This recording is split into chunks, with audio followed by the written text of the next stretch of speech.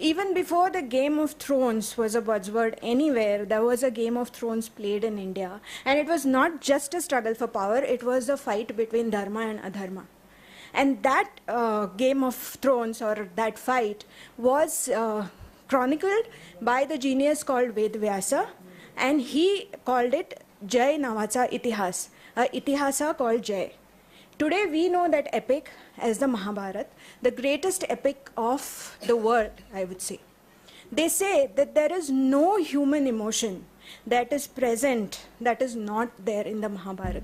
It's got everything. It's got love, it's got hatred, it's got valor, it's got cowardice, it's got pride, it's got lust, it's got renunciation, everything. You name a human emotion and it's there in the Mahabharata.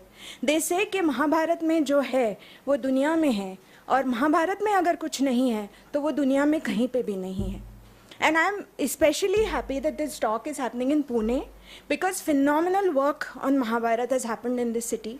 Bhandarkar Oriental Research Institute has done painstaking work on a critical edition of Maharashtra, of the Mahabharata.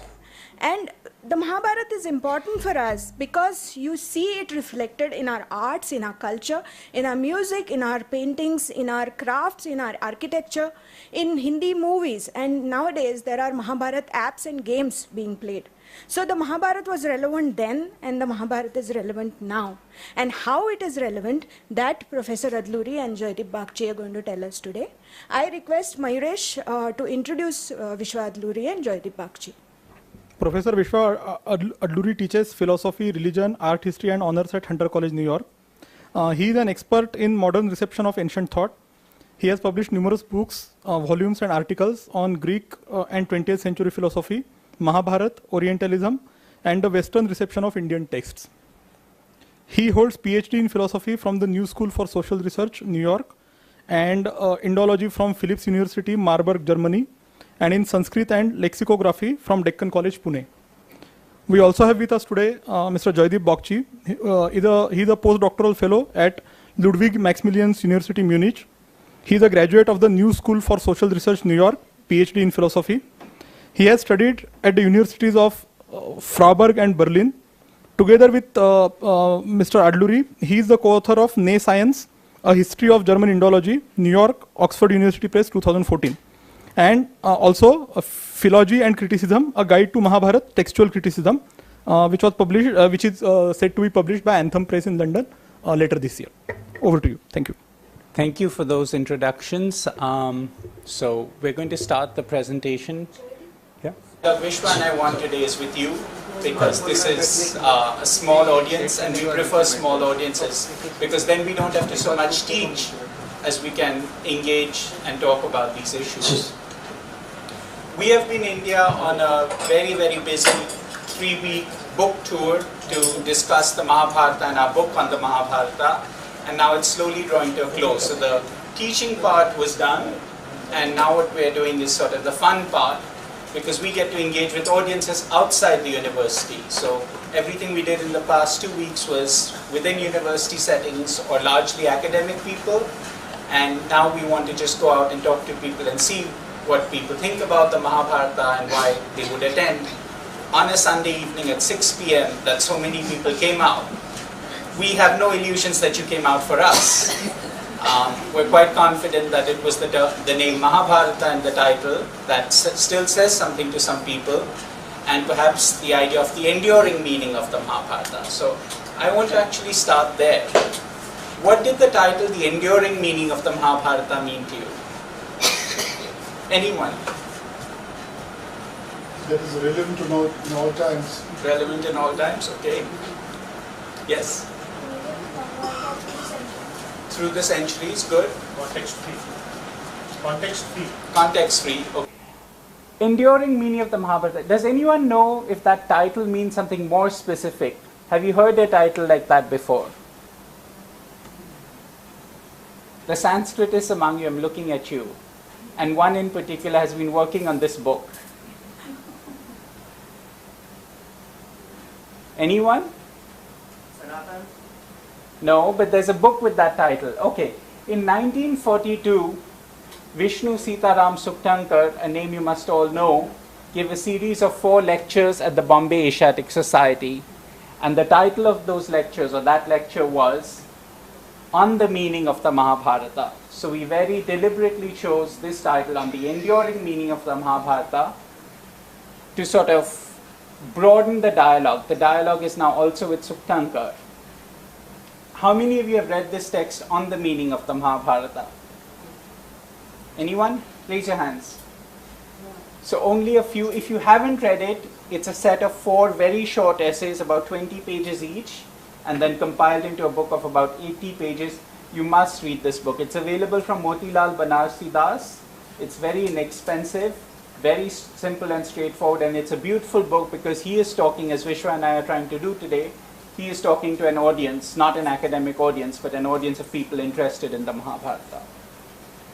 When Suktankar wrote this book or gave these lectures in 1942, the title was simply On the Meaning of the Mahabharata, because for a long time people had thought the Mahabharata didn't have a meaning.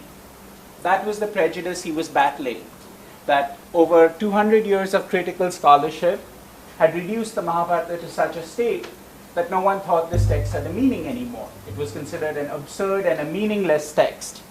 And so the first chapter, the first lecture of this book starts with trying to say the Mahabharata is not what Western critics have thought it is. It's not a meaningless jumble of stories. There is some deep, profound philosophical meaning to this text. And then the next 3 chapters talk about the story on the mundane, the ethical, and the metaphysical plane. So at 3 levels he tries to show there is a deeper and deeper, or you want to say a higher and higher meaning of the text. Vishwa and I took up the title On the Enduring Meaning of the Mahabharata because we think Suktankar did the work of showing that of defending this text and showing there's a meaning to it. But that meaning may be deeper than we ever thought it could be, and that's what our talk today is going to be about. So this is the quote Suktankar asks. I have the access to the lights. One, can you just turn this up?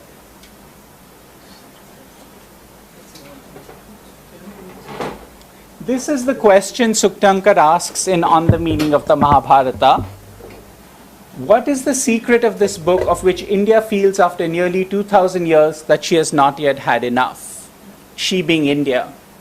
After 2000 years, people are still reading it, and the Mahabharata is aware of this. It says as long as poets are telling it now, poets will tell it, have told it in the past, poets will tell it in the future. Why are we not done with this text? Why does it keep coming back into our lives? To give you a simple example, Vishwa and I, by training Western philosophers, our education was in New York, mine was significantly in Germany.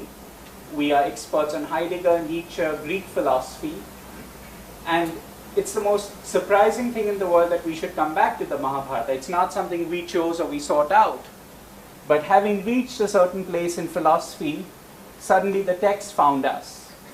And the text comes to us, and the text picked us up and brought us into its own narrative. So there's something about this text that even if you think you've gotten away from it, even if you think it's a primitive thing, even if you think it's a very simple folk story, even if you think it's some kind of historical war and now it's dead and gone, somehow that text seems to be alive. It seems to be capable of picking us up out of our everyday lives and giving us a purpose and transforming reality. So Suktankar asks this question, what is that secret? So I want to throw that question out to you. What is the secret? Why did you all come today? Why do you feel you've not had enough? You've surely all watched, started with the Amar Chitra Katha and watched the Sunday TV series, but clearly we've not had enough. So anyone? You can relate with each and every part of it. Okay. You are right. Yeah.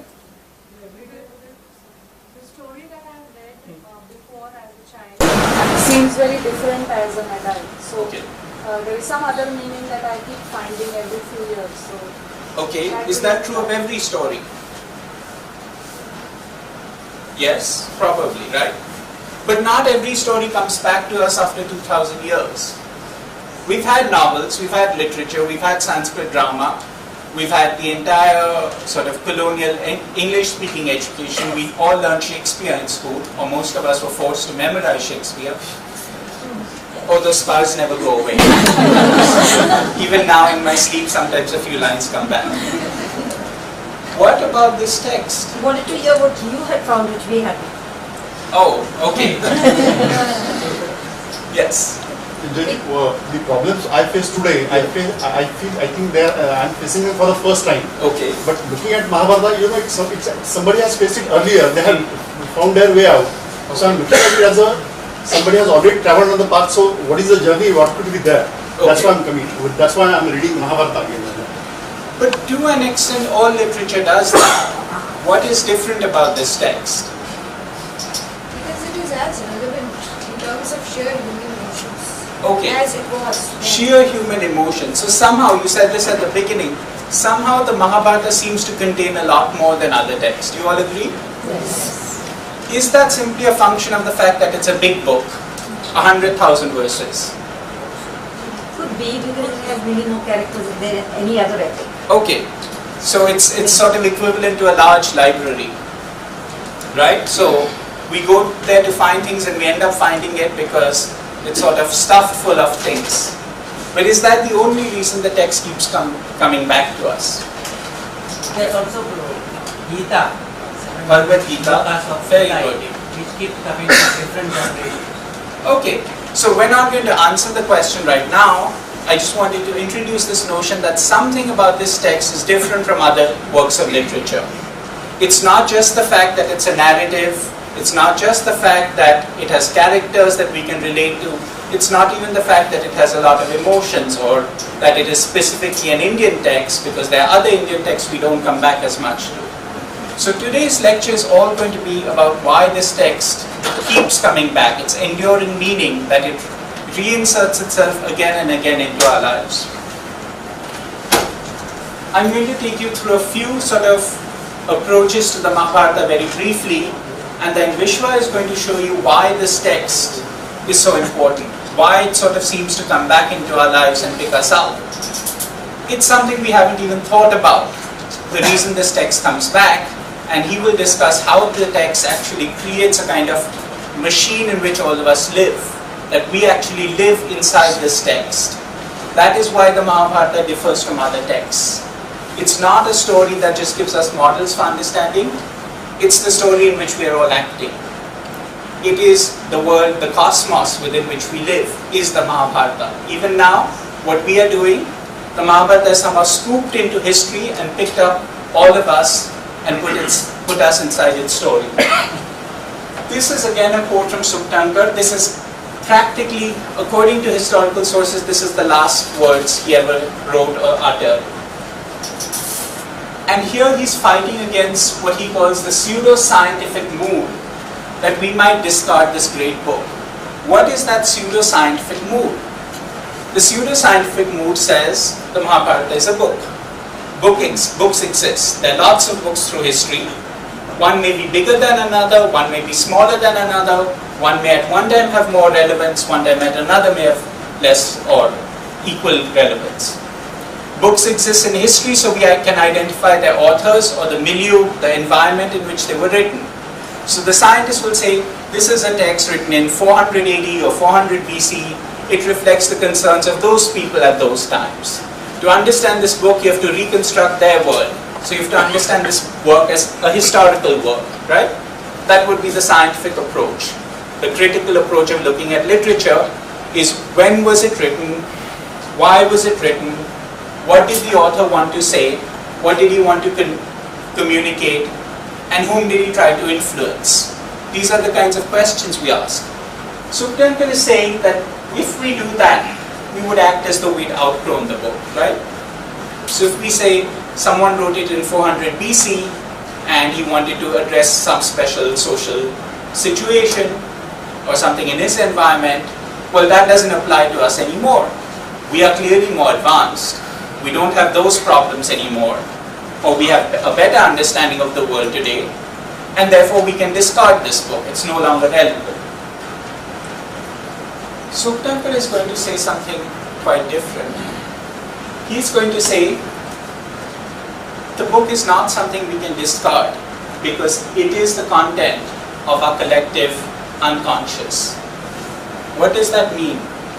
The Mahabharata has somehow nested itself inside us, in the heart of our collective unconscious. And therefore, even when we think we've outgrown it, even when we think we've moved on, somehow it's there at the back guiding us. That's what the unconscious does, right?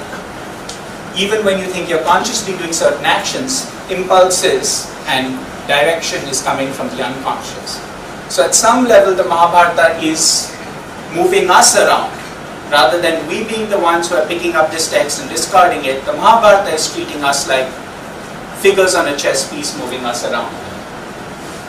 And that's the challenge he poses, that we have to recognize this text as our own soul. That's a very, very complicated idea. How can a text be our own soul? But that's exactly what we're going to talk about today.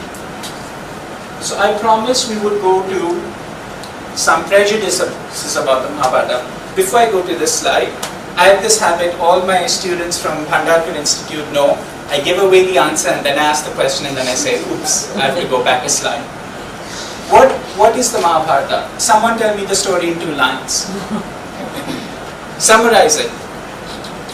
Fight between Kauravas and Pandavas. Okay, a fight. Anyone else? Good and evil. Okay, you can give it a deeper meaning, an allegorical meaning, and say it's not a fight between 2 tribes, or in addition to being a fight about 2 tribes, it's an allegorical conflict about good and evil. What else? Many interpretations to good and evil. Many interpretations. Is that the only story in the book? Fight or are there for other stories? supremacy. A fight for supremacy. Dharma, dharma war. Dharma war. So we've sort of got a historical meaning plus an allegorical interpretation plus a moral lesson or a moral fable that you're supposed to draw from the meaning. In addition to that, the Pandava-Kaurava conflict, is there anything else in the Mahabharata? Bhagavad Gita? Fighting for your rights. Fighting for your rights? It's actually, the good is, I mean, everybody, it's not good and bad. Yeah. It's like everybody is good and bad. Okay, so a complex story. This view of the Mahabharata is a kind of simple epic story about some family, and then it sort of started expanding, layers were added, interpretations were added, the whole thing was wound up in a kind of moral fable. This is an interpretation that came up in the last 200 centuries. It is not... 200 years. Did I say 200 centuries? No, yeah. 200 years, 2 centuries. So, this is not an interpretation that you find actually within the tradition.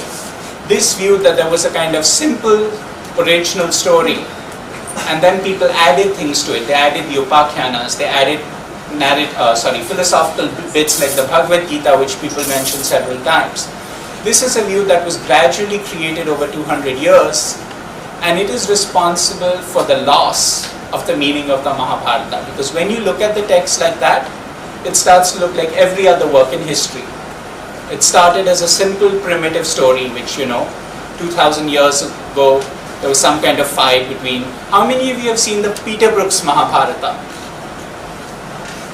Okay, couple of people. Peter Brooks did a kind of 8-hour film of the Mahabharata where he sort of stripped it of all its richness and its philosophical detail and its elaborate scenery, and he sort of showed it in a very tribal fashion, that they're fighting with simple wooden spears or stakes, and these are very simple tribes that live in sort of cave-like dwellings. It's very artistic in a way, but that retelling actually reflects this prejudice. That's what the Mahabharata must really be, a kind of simple conflict. That view was articulated brilliantly by the German Indologist Hermann Oldenburg, and he writes that it began its existence as a simple epic narrative. It grew in the course of the centuries to a monstrous chaos. Besides the main narrative, there are true primal forests of smaller narratives, countless and endless teachings about the theological, philosophical and natural scientific matters, law, politics, worldly wisdom and practical wisdom. A poem full of deep dreaming and intuition, etc., etc., and you can read the rest. This is kind of the view we have come to have of the Mahabharata. Not as an integrated whole, not as one total work of art, right? If you go to a work of art and you start taking apart, let's take as something as simple as a painting, it's a total work. Every brush stroke there has been placed intentionally. And you can't get the effect of a work of art if you sort of take a little magnifying glass and start reading the first centimeter of it and then the second centimeter. You will destroy the work of art. And this is exactly what's happening here. We've somehow, over 200 years, lost our sense for this total work of art. That it can totally and utterly, you look at it in one instant and you are changed. You are transformed. When did that go away? This ability to read the text and be transformed by it.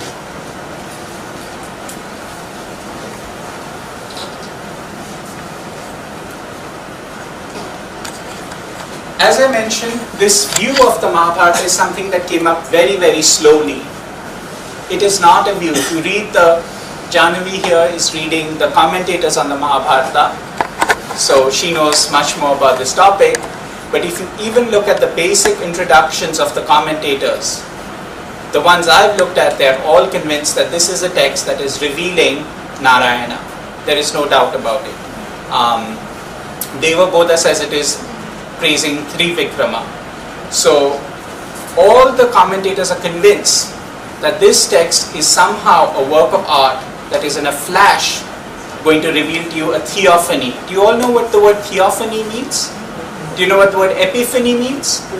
Okay. So an epiphany is when you have a sudden realization. It's from the verb phino, which is the Greek for to appear, to manifest. So when we say phenomenon, do you know the word phenomenon? So phenomenon is simply that which appears. A theophany is the manifestation of the God, or in plural the gods. So the Mahabharata is a theophany. That's what the tradition has seen it as. It's a complete work, and when you grasp this work in a flash, the gods will manifest. Which gods?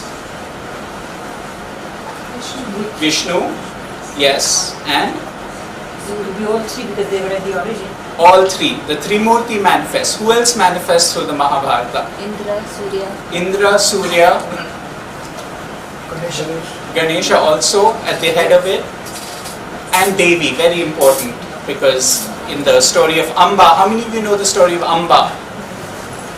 So Amba is really the Devi because she is the mother and she has this conflict with Bhima, Bhishma, Vishwamitra, tell you something about it. So this understanding of the Mahabharata is one, a total work of art, and two, a total work of art that doesn't just create an epiphany, some kind of mundane realization, but is a theophany. Somehow that has gotten lost. And these are sort of some of the wicked characters in our narrative. We wrote a whole book about these people who bit by bit historicized the Mahabharata. So this is their interpretation, that it's called the Mahabharata because its leading story is devoted to the history of some descendants of an ancient king of India. This is the way we now mostly receive the epics. All of us think that Mahabharata, Ramayana must be talking about some ancient kings, and Vishwa and I just came from a conference in Delhi where the important thing, the absolutely decisive question for India was, we have to decide the date of the Mahabharata war. On which day did it begin? And this being Delhi, they were all competing for government grants, and since greater antiquity is associated with greater prestige, one person stood up and said, I propose 3,100.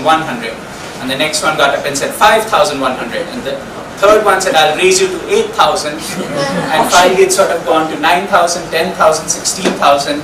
And they've agreed there must be another conference where they'll get together and agree on the date finally, because we can't have this much dissension. But even if you know knew the exact date and the exact hour and the exact second on which Bhishma fell, it would not change anything in your life.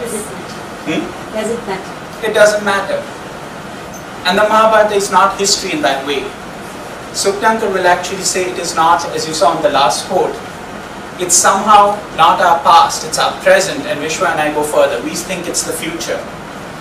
This is the text where after you finish with Western philosophy, after you read people like Heidegger and you talk about the end of metaphysics, the end of philosophy, then suddenly you go to the Mahabharata and realize the ancients knew this. They knew where modern technological rationality is going to go. They knew where humanity is going to end up. And what do you do when you see a danger coming to someone you love very much? You write them a note. If you're in the past, think of it like your grandmother, and she sees how you're developing as a child, and she knows what's going to happen. But she can't be around to talk to you, she writes you a note. All ancient texts, not just the Mahabharata, because we have dedicated our lives to ancient philosophy, they are warnings to us moderns, written by our forefathers. They have set down in paper and pen all their wisdom, all their insight, all their understanding, because they see the dangers that are coming up. And so they write these texts to warn us of that danger. So this is the historicization of the Mahabharata. And these are the three questions that come up after you've looked at the interpretation of the Mahabharata. First, is it an epic like other epics? Does it occur in history like other texts? And is it a composite work assembled in picturesque disarray? The third of these questions, I'll take them backwards. I'll start with 3, go to 2, and then Vishwa is going to address 1. So my bit will come to an end soon. The question of disarray was the first prejudice we had to battle. Before you can say this is a work of art, you have to show that it is just a work, that it holds together as a work. And that's no easy thing. For 200 years, I showed you some of the quotes, the kinds of prejudices, the kinds of interpretations that have been supplied, have taken apart this text and said, okay, there's a core story, it's about some ancient king, and then onto that people kept adding things. So Vishwa and I could not read this text philosophically. We tried, and we were told this was the Indian religious approach. This was the approach Indians took to always smooth away differences. And we looked at them and said, in every sentence, if you're going to get a meaning, you have to smooth away differences. It's not an Indian approach, it's a logical approach. But we had to actually fight them on this issue. So the first book we wrote was called The Nescience, which traced the history of these prejudices. It showed how these prejudices came up one by one. And I'll show you 1 or 2 slides on those prejudices. The second book that we published is called Argument in Design. And remember, people said there was a core narrative, and then people added other stories. Does anyone know the name for those additional stories in the Mahabharata? Upakhyanas. Good. So this is a book on the Mahabharata's Upakhyanas. Obviously not all of them. I think there's something like 67 of them or 69 of them. But we threw out a challenge to scholars. We said, pick your favorite Upakhyana and see if it makes sense. Relate it to the main story and see if it's there for a reason. So for about 13 of them, we got contributions. Vishwa and I have 1 each in that. And we tried to show that the Upakhyanas really do make sense. They are always told to a specific character in a specific context. And they're not just told to pass the time. They're told because they provide vantage points from which you reflect upon the narrative. The Mahabharata will not give you a kind of didactic or dogmatic solution to problems. It will offer you another narrative. So if the question of dharma arises, what is the right thing to do? It won't dogmatically say this is the thing to do. It will tell you a story about someone who is in a similar situation. This to the Western scholars sounded frightfully naive, right? What kind of people are these?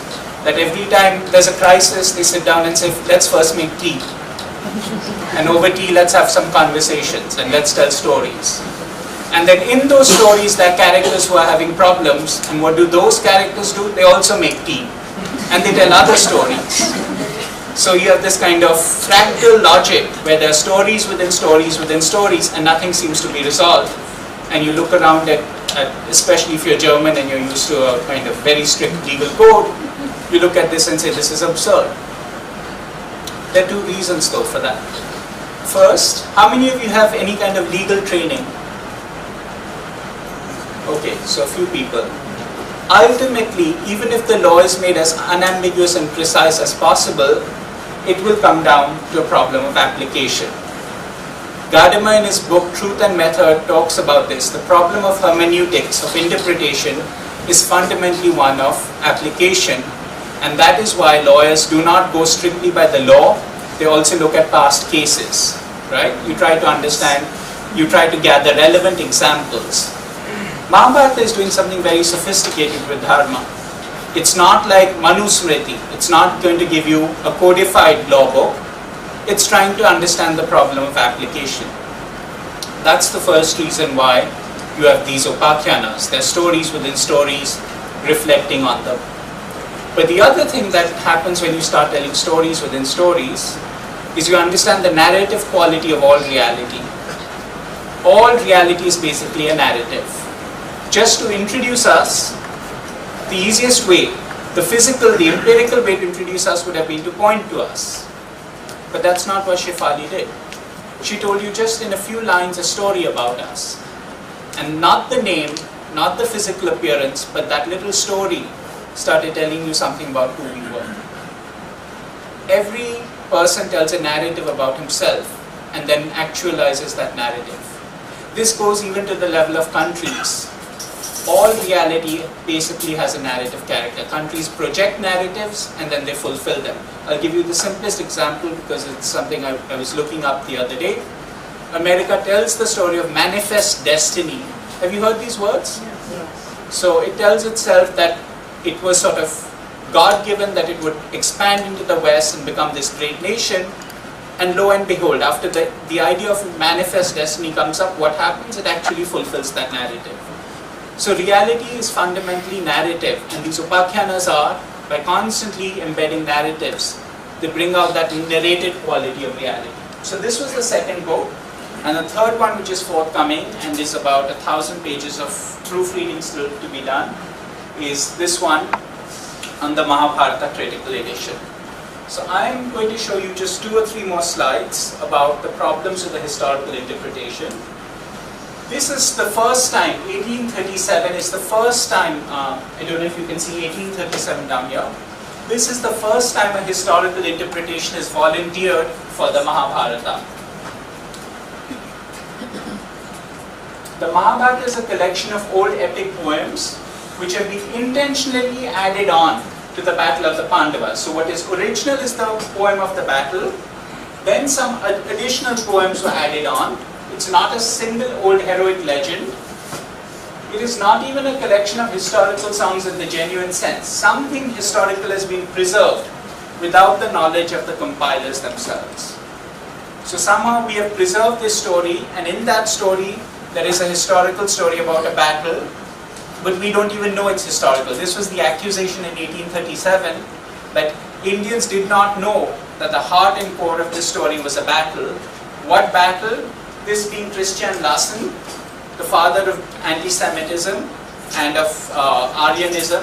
That battle could only be a racial battle. So he interpreted the entire Mahabharata as a fight between invading Aryans and native dark-skinned aboriginals.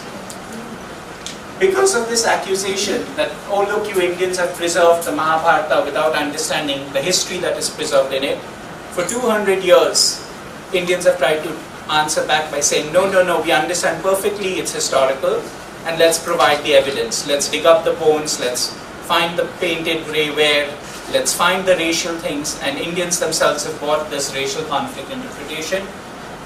It can be dismissed in one word, it's bunkum. It's the fantasy of a deranged and sick man. If you ever go into race theory, you will find that Hitler, Chamberlain, Gobineau, the chain goes back to Christian Larsen. This is sort of the founding moment of German racial anti-Semitism. Yeah. Why did he give a racial interpretation? What was at stake for him? Was he interested in India? Oh, so Christian Larsen is the first.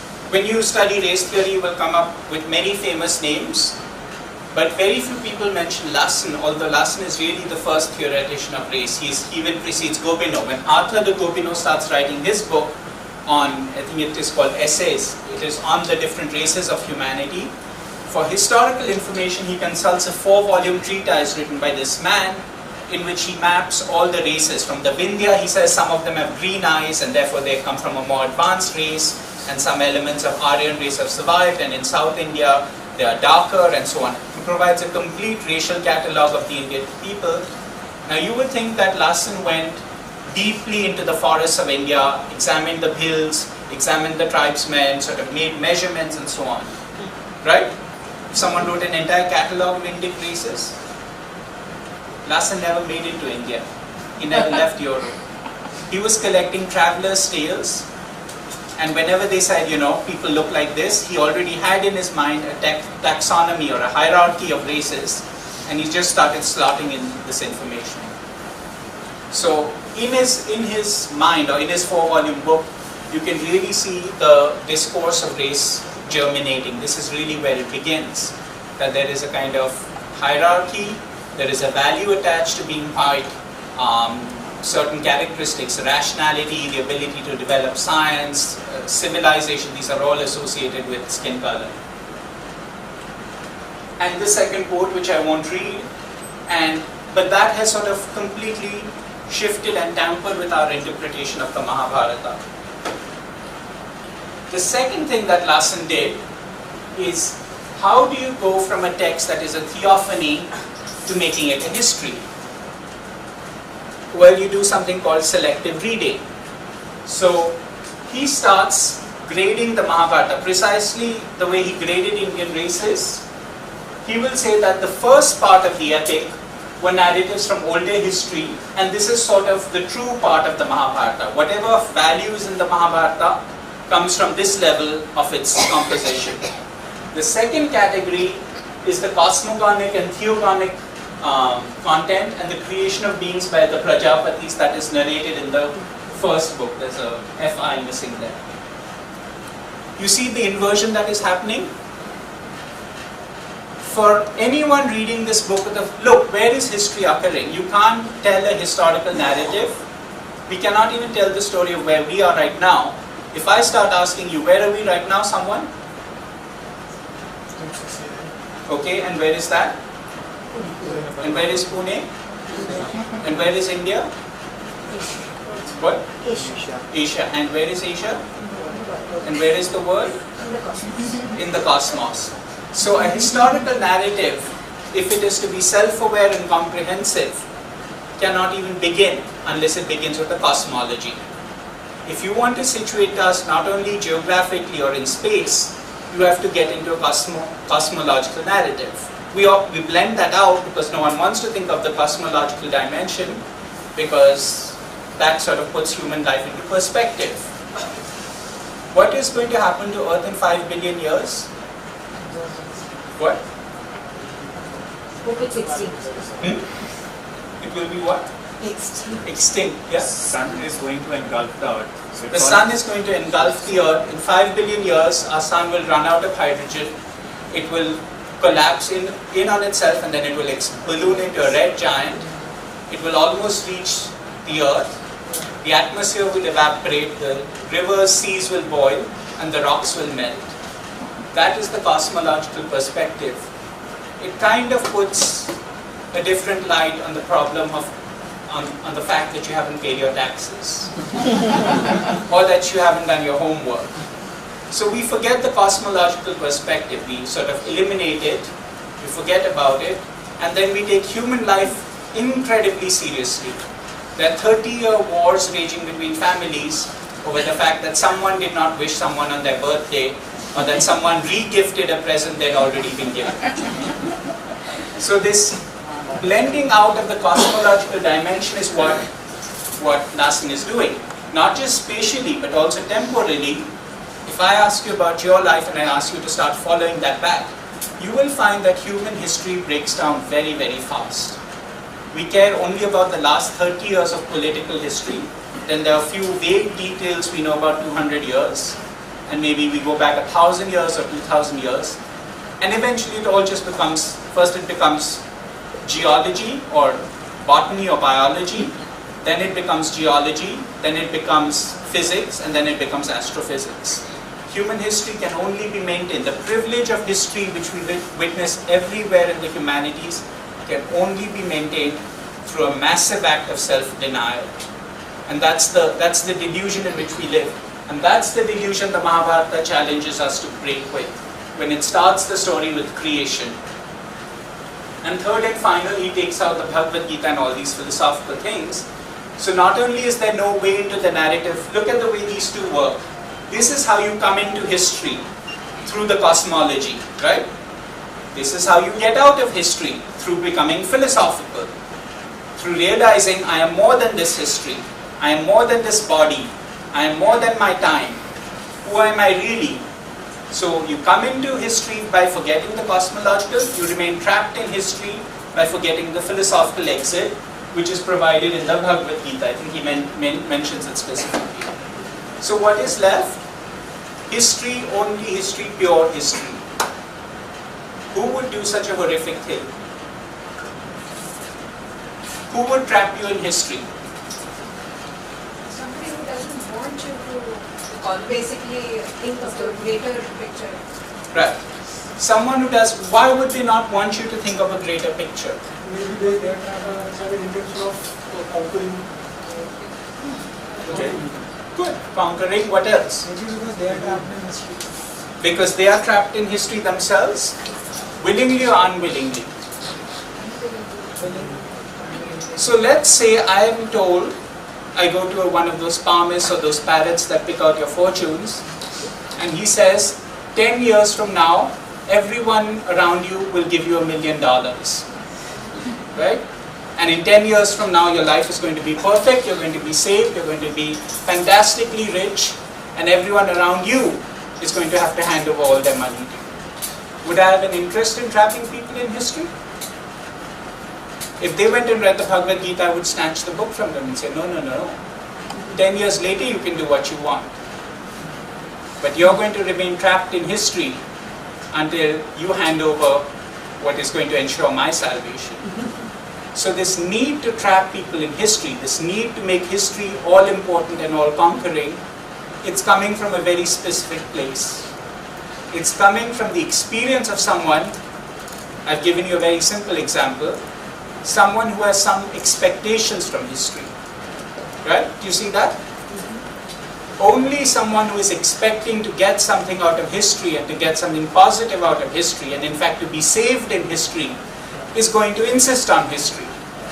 And that person is going to have a problem every time someone else tries to get out of history or transcend history. What would that narrative be? Let's look at that narrative.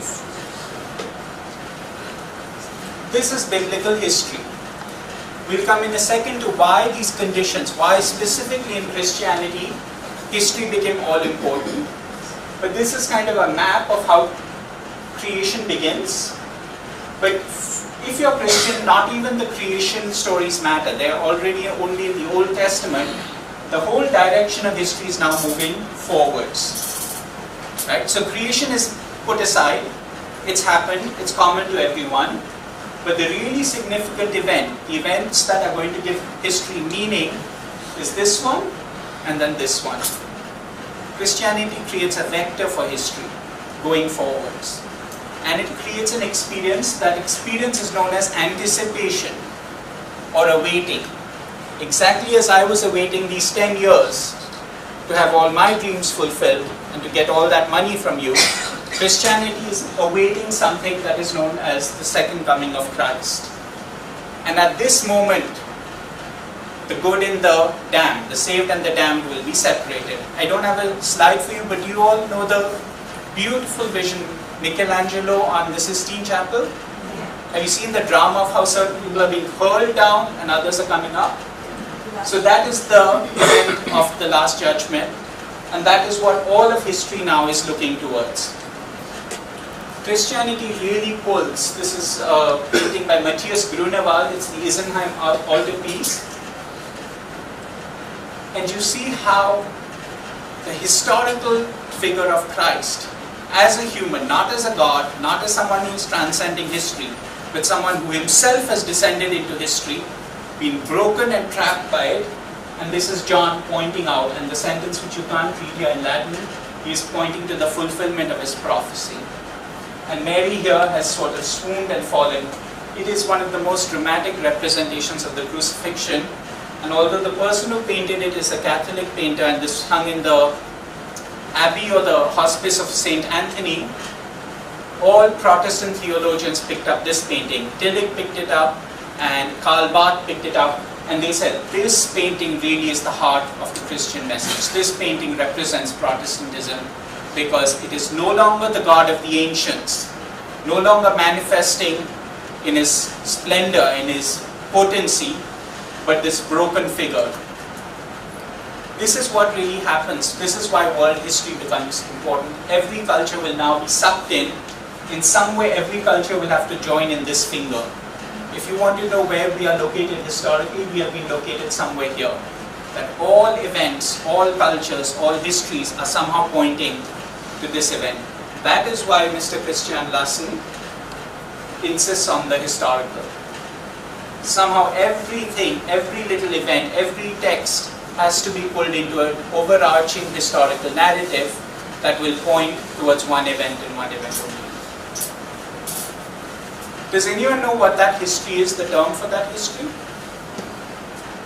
You learn Asian history or Indian history or South Asian history. What is the largest term at which we learn history? World history. We learn history as world history. That's a strange concept actually if you think about it, right? History is just a narrative. So it's now a world narrative. How did all these different stories get submerged into one story? What is the connecting thread? How did we draw them all? You can't do this with your family. If you try to make their individual stories part of your larger story, there will be a fight. They'll say, don't submerge my story into your story. But strangely, we accept the concept of a world history, where all these different stories of different peoples, even our individual life stories, have been now submerged. If I asked you about your life, you would first locate it within sort of your local family history, then maybe the history of your city, but very soon, you would not stop at India and say, look, I can locate this within Indian history or within the history of the Mahabharata. You would somehow relate it to a larger world history. And what would that history look like? That history would be this. Eventually all of us, because this is modernity and we are all moderns, eventually all of us will locate our history in this story of progress. Either we have progressed or we have not progressed. Either we are on the path or we are not on the path. Either some elements in our lives have to be changed, some parts of our society have to be reformed, so that we can all join in this march forwards. But history having a movement forwards, have you even thought about that? That's a strange notion. The fact that there's one history, also a strange notion. The fact that we're all moving in the same direction. Have you ever thought about this? That even in your own families, everyone is moving at different speeds and in different directions, right? Everyone has their own narrative and their narrative has a different goal or a different telos. The Greek word telos just means goal or end, right? But now suddenly, through modernity, through colonization, suddenly we all have a common telos, a common goal. And that goal is a kind of salvation. We will now attain a heavenly state on earth. This is the secularization of the Christian paradise. So modernity emerges out of Christianity. First, Christianity emerges out of Jewish messianism. In Judaism, there is a Messiah who is to come. So the entire interpretation of the Old Testament is based around looking for signs of the coming of the Messiah. Then there is this small sect that says the Messiah has come. History has achieved its purpose. It has been fulfilled. Now there is only to be the realization of the kingdom of ends. And modernity takes that idea of a kingdom of ends and says it will be realized not in some heaven, but here and now. A Lexus for every one of us. That's sort of the secular analog of Christian salvation. And be honest with yourselves, because I've driven around Pune the last 4 days, and I've seen the number of car dealerships. Don't we all basically believe in this? A Lexus or a Mercedes or a BMW for all. That is where we are. Subsumed, picked up out of our narratives and subsumed into this large world historical narrative, so that we now see our lives as meaningful only vis-a-vis what that narrative posits as the goal. Can I ask you a little question? Yes. It may appear a little naive to you, because I'm not on the level of theology that you are speaking of. But you insist so much on history, and for me, not having the same perspective as you because you study it differently, is time-bound. Whereas if I look at Mahabharata as mythology, then it becomes timeless. Okay. It doesn't need to attach itself to anything. That's a good question, and that's exactly where we're going. So, that was sort of the first half of my presentation, and now you're going to look at a different way. You're going to learn about a completely different way to read the Mahabharata. It's a way in which we don't pick up this text and stuff it into our world history. We start seeing world history itself as just a flash, just a second within this larger cosmological narrative the Mahabharata is telling. So I'm going to hand over to Vishwa. I'm going to stand here and do the slides for him as he sort of directs me, but he's going to speak.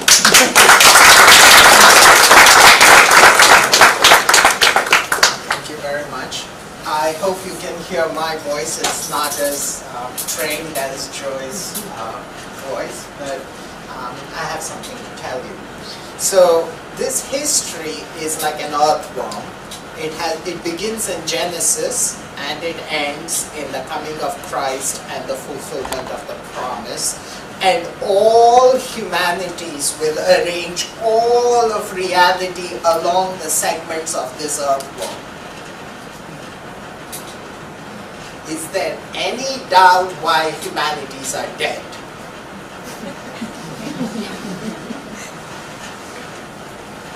It is a mechanical process of finding which segment came before the next segment. This must be earlier, this must be later. Humanities have become so shameless that you don't even bother giving a date. All you have to say is, this passage must be earlier than this passage. This must be later.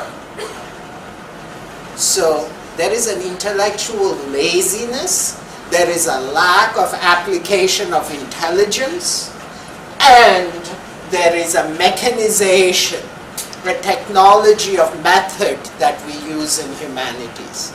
All that has to do with the soul, all that has to do with imagination, all that has to do with creativity, all that has to do with the human art of living with each other, expressing things to each other, and having ethics is sucked out of humanities with the discovery of the historical method. This has already happened, right?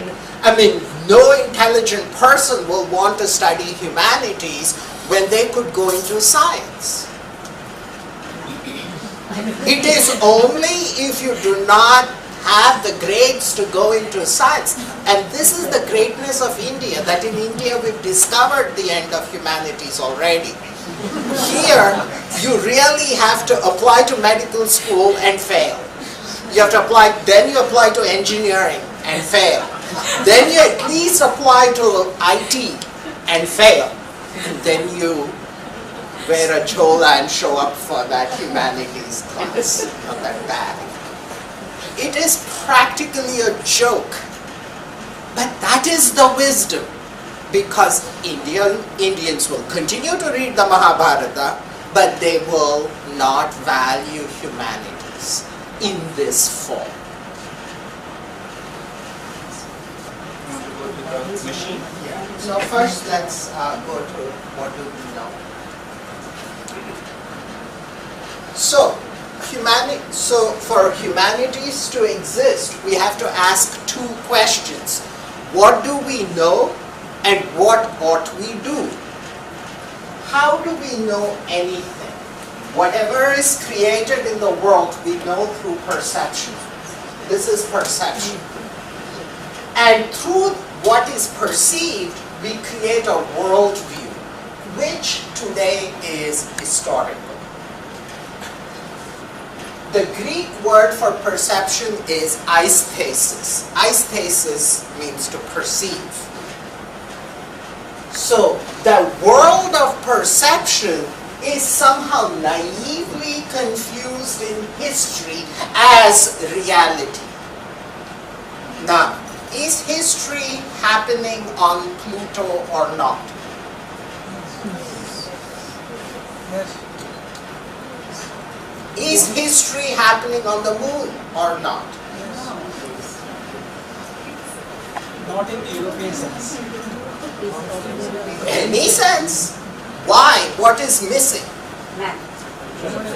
Yeah, a human intellect has to narrate the events and give them significance.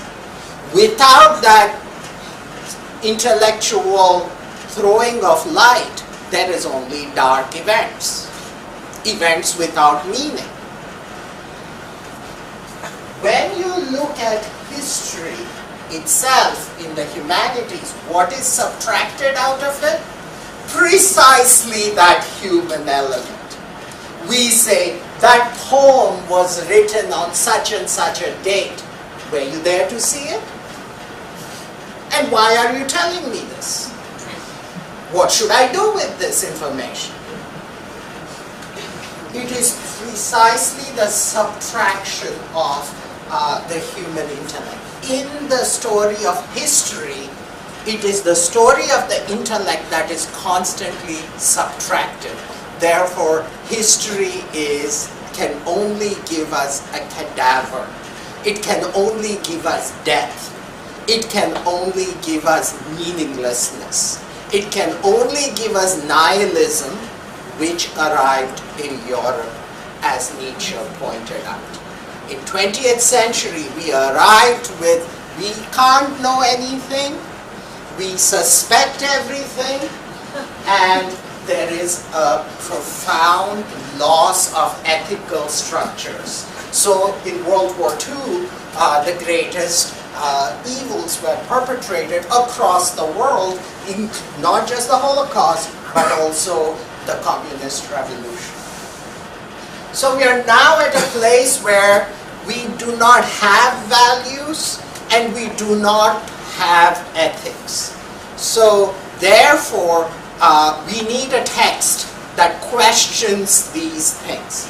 And we think, or we came to the Mahabharata after having read Hegel and Western philosophy and Western literature, and having lived through the absolute death of that paradigm.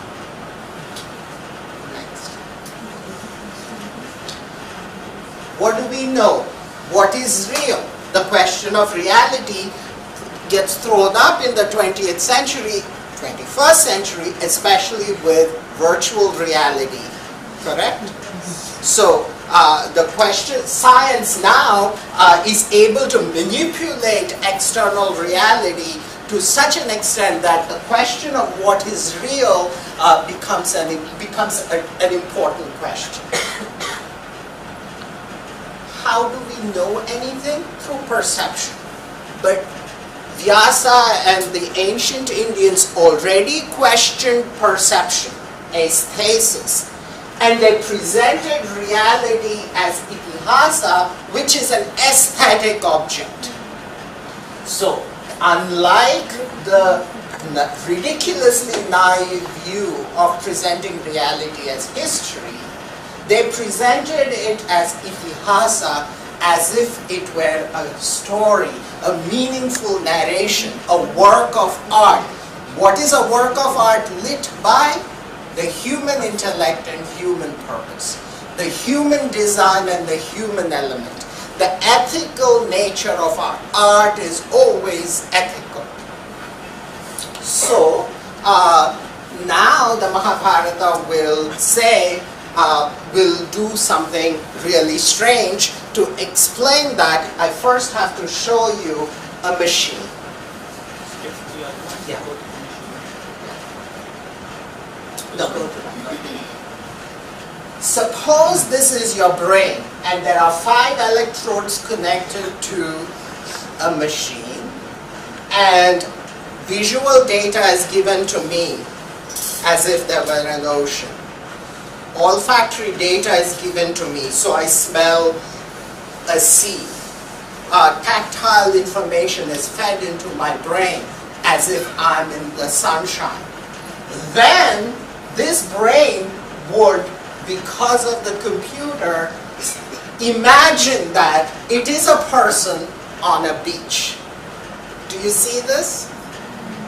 Do you see the simulated reality here? Let's push this one step forward. Yeah. Suppose, yeah. Suppose there is a machine called the experience machine. If you enter that experience machine, look, it's called the happiness machine. You plug yourself in. It will constantly keep satisfying your desires until you die. Will you enter that machine?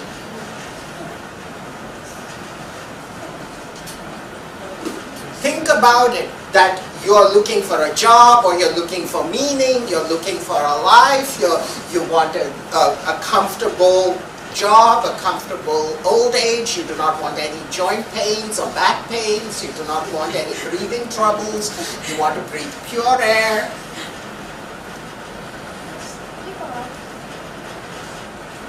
No. Why would you want to go out? Because if you want to go out, then you would think about entering it first. Why would you enter such a machine, or why would you rather not enter such a machine? Because that would become the new normal, so then you would always want something more. So at some point of time, unless you have the opposite feeling, that just has no meaning. Yeah, but I feel pleasure for the rest of my life. Why not plug into the machine? Is there a reason not to enter this machine? Yes. Not authentic. It is not authentic. But what does authentic mean? What is really real? We have to worry about what is really real because there's one slide right. A Chinese philosopher called Zhuangzi once dreamt that he was a butterfly. And when he was dreaming he was a butterfly, he knew that he was just a butterfly. And then when he woke up, there he was. And then he said, am I Zhuangzi dreaming of being a butterfly, or am I a butterfly dreaming of being Zhuangzi? And you know this is central to Indian philosophy. It appears already in the what Upanishad? Very good. It appears in the Mandukya Upanishad.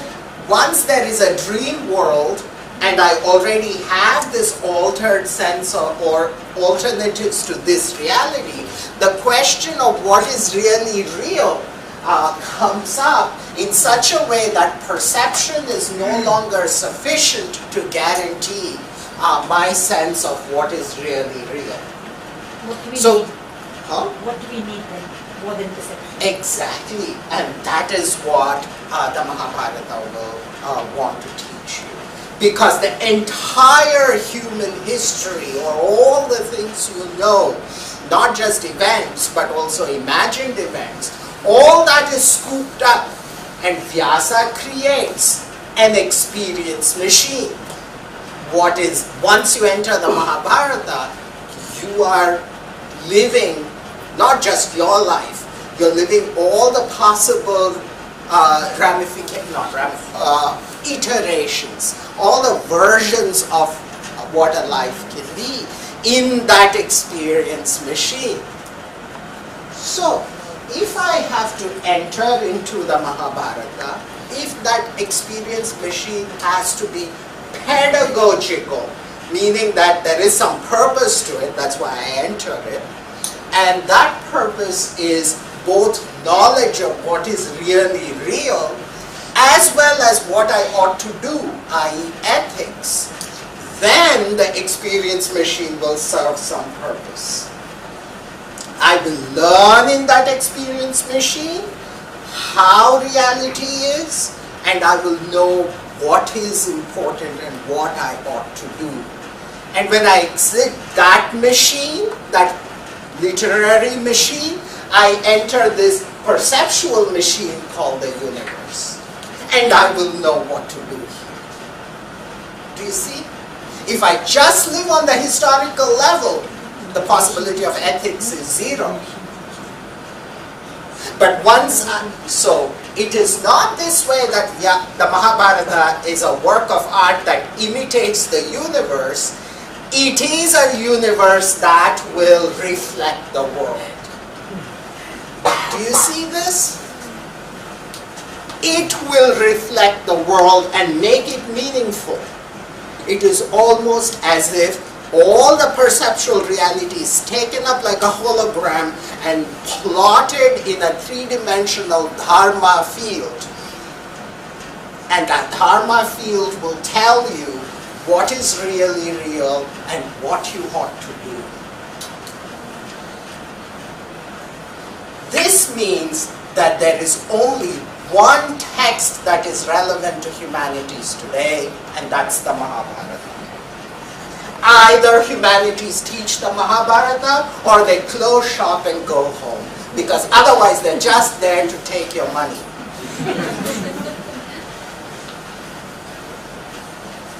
Because the Mahabharata tells you that the perceptual world and the historical narrative is also a narrative, mythology will always tell the truth, because it will always put quotation marks and say, this is a narrative.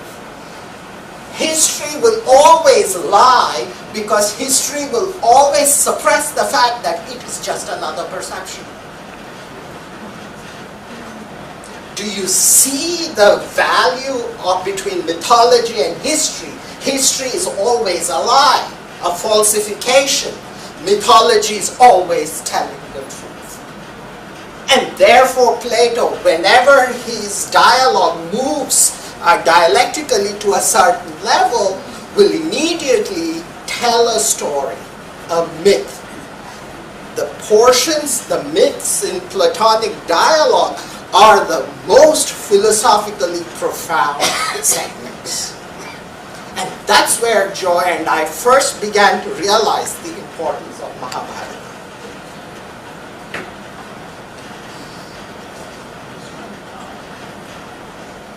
So, would you step into this machine?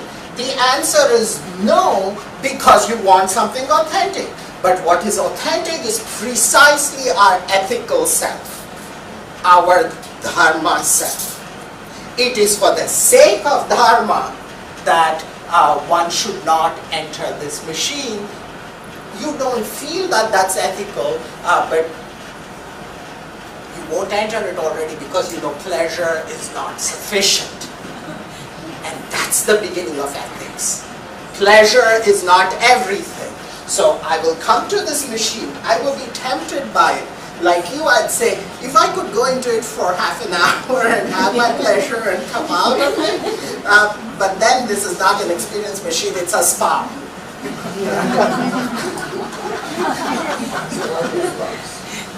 So this is the reason why the Mahabharata is so important. How does the Mahabharata do this? Should not any work of art be able to do this? Does not every work of art reveal a slice of the world outside? No, because in reality, in our everyday perceptual reality, we perceive everything as nature, and then we perceive a specific object as a work of art, right? So we never get to the point where we become aware that everything is a stasis. The whole universe is an aesthetic piece of art. So Vyasa's challenge is to destroy the limit between art and nature, art and history. How does he do that? Anyone?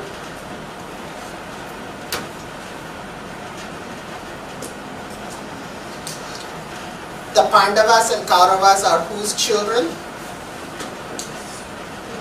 Pandu and Dhritarashtra.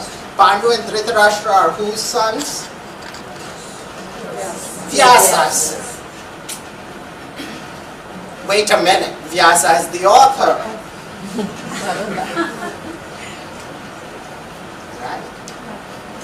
How can an author enter a text and biologically inseminate the royal widows of Hastinapura. Only if there is an equivalence between art and perceived reality. No other work of art achieves that. Every other work of art exists in history, dependent on history. And you locate and understand that work of art precisely through art history. To look at the material conditions of the production of that artwork and its significances and influences on other works of art. But the Mahabharata erases the difference between a work of art written in ink and nature propagating through biological reproduction. Do you see this? Whoa, that there is no world outside. Vyasa can come in and walk out any moment now. The door can open and Vyasa can walk in and walk out because this is an experience machine we are living in. And how do we exit that machine? First, we want to know that we have to do something. Otherwise, you'll just be like a frog sitting in that machine. And that is why the Mahabharata is a Dharma Shastra. It's a text that tells you that certain things are recommended things to do. And they are never presented, as Joyce so wonderfully showed you, as the Decalogue, 10 Commandments, 646 commandments. They are presented as situations, narrative situations, and where you take your narrative and plug it into this master narrative, unlock your narrative, and you come away free, having done the ethical work. Now you see why no other book is needed than the Mahabharata. How did I get here? How did Joy get here? We were studying Hannah Arendt, and she already found limits with this sense of law, which is doctrinal or dogmatic. And she said, you know, you have to tell your story. Only in narrative can you explicate ethics properly. Guess what? The Mahabharata did it. It took the dogmatic law code from Manu and transformed it into a narrative. It took Nietzsche, who said, this is an experience machine. You have to live heroically. You can't just live like this, blinking nihilistically. So the Mahabharata is now explicable thanks to Western philosophy. Its dramatic rise and failure for the first time allows us to rethink the Mahabharata in an extraordinarily relevant way. The Mahabharata will open up avenues for us to think in ways that even the commentators did not have to, but we have to.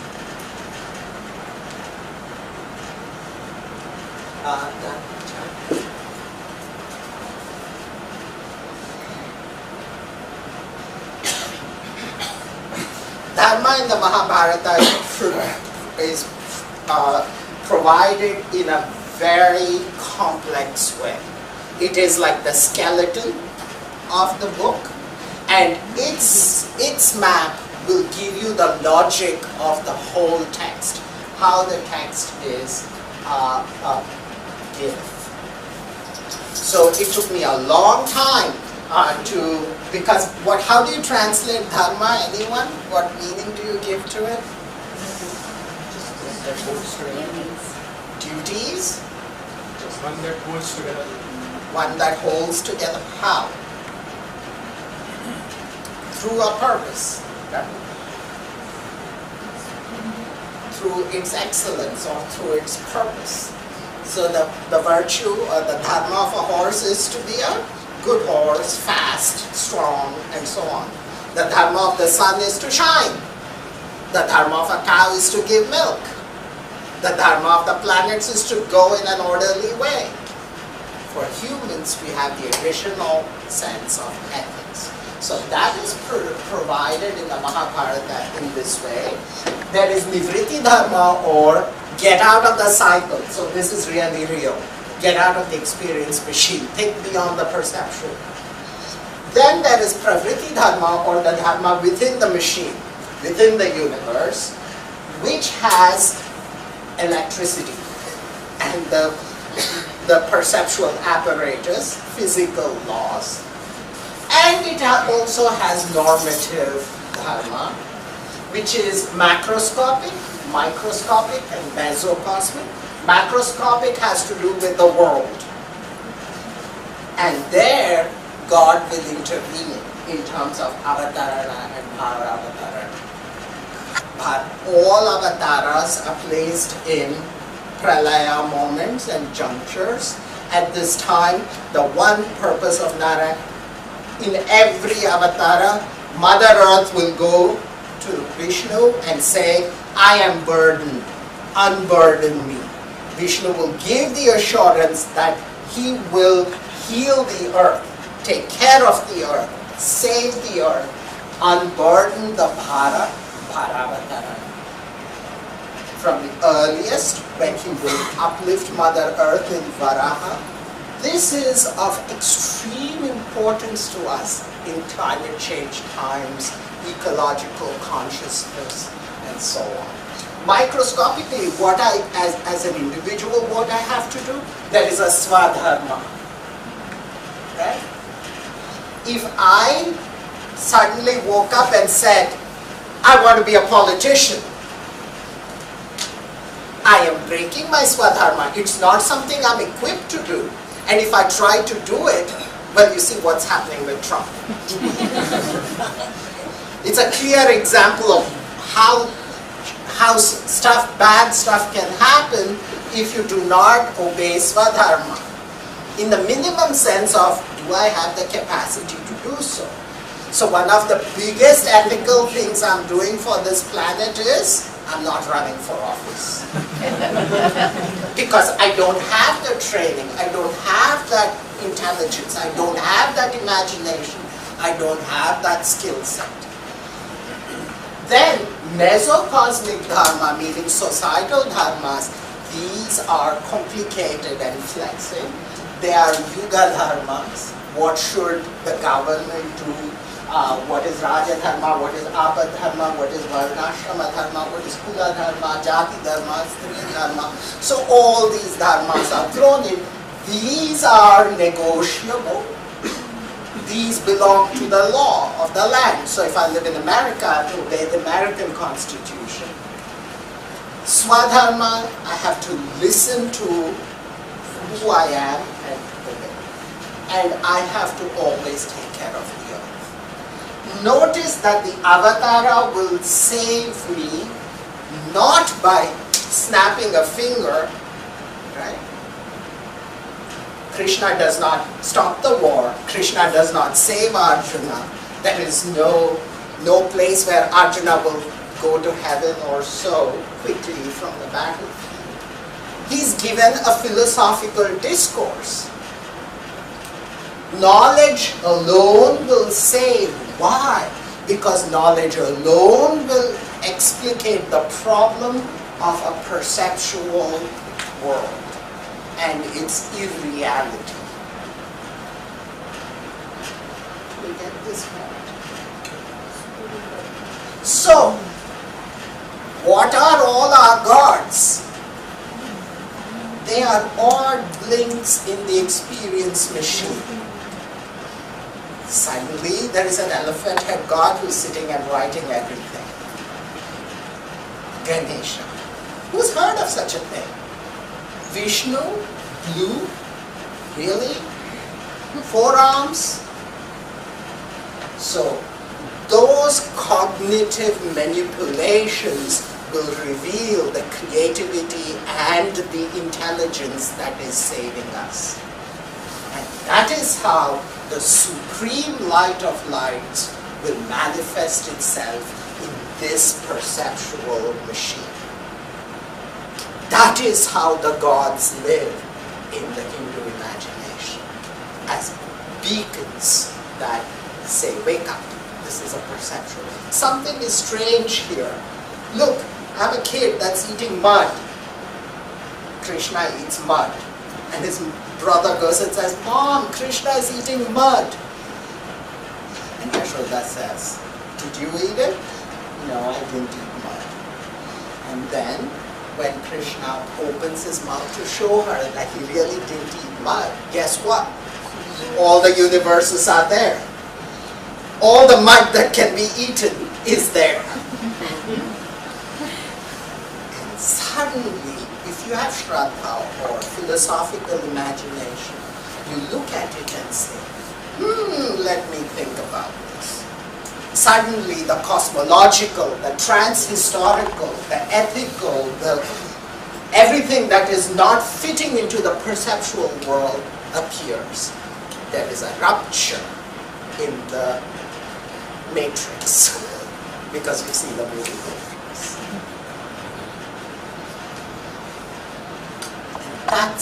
That's our original sense of divinity, because the word diva, deva, comes from the root div, which means to shine. It's an intellectual category. And when you are truly thinking beyond the material, then you really do see gods everywhere. And there is only God. So, does anybody know that Vasudeva is all? So that when you realize that Vasudeva is all, you have woken up from this.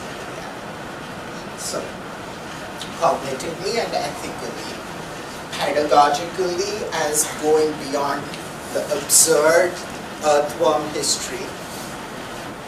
It's like a piece of spaghetti.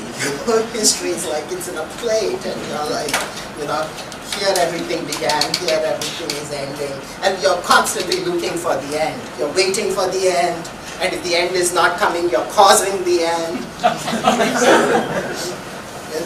Or at least you're standing on Times Square and saying, the end is coming, the end is coming. And all that fails, you vote for